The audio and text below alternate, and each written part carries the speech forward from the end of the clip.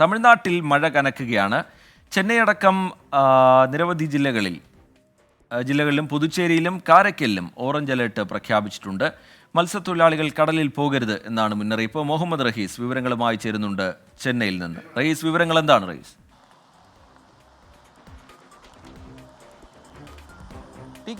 തമിഴ്നാട്ടിൽ മഴ കനക്കുകയാണ്. കഴിഞ്ഞ 3 ദിവസം മുൻപാണ് ബംഗാൾ ഉൾക്കടലിൽ ന്യൂനമർദ്ദം ശക്തമായത്.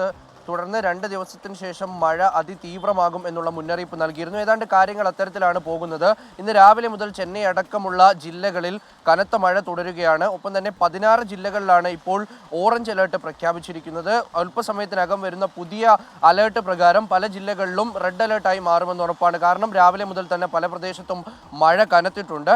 ഒപ്പം തന്നെ ഈ കടലോര മേഖലകളിൽ ഈ കടൽ അതിരൂക്ഷമാണ്, പ്രക്ഷുബ്ധമായിരിക്കുകയാണ്.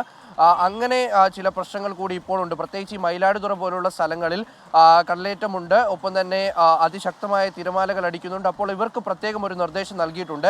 രാവിലെ മത്സ്യത്തൊഴിലാളികളിൽ ചിലർ ഈ നിർദ്ദേശമൊക്കെ മറികടന്ന് കടലിൽ പോയിരുന്നു. ഇവരെയൊക്കെയും എന്തായാലും ഇപ്പോൾ തിരികെ എത്തിച്ചിട്ടുണ്ട്. കാരണം കാറ്റ് അതിശക്തമാകും എന്നുള്ളൊരു മുന്നറിയിപ്പാണ് ഇപ്പോൾ ഉള്ളത്. ഒപ്പം തന്നെ ഈ കാരയ്ക്കൽ പ്രദേശത്തും ഒക്കെ മഴ അതിരൂക്ഷമാകും. പുതുച്ചേരിയിലും മഴ ശക്തമാകുമെന്ന് പറയുന്നു. ശ്രീലങ്കയിലടക്കം മഴ 2 ദിവസം അതിശക്തമാകും എന്നുള്ളൊരു മുന്നറിയിപ്പ് കൂടി ഇപ്പോൾ വന്നിരിക്കുകയാണ്. ഈ 1 മണിയോടെ പുതുക്കുന്ന മഴ മുന്നറിയിപ്പിൽ കുറച്ചുകൂടി കടുത്ത മുന്നറിയിപ്പുകൾ നൽകും. എന്തായാലും NDRFിൻ്റെയും SDRFിൻ്റെയും ഒക്കെ ടീമുകൾ സജ്ജമാണ്.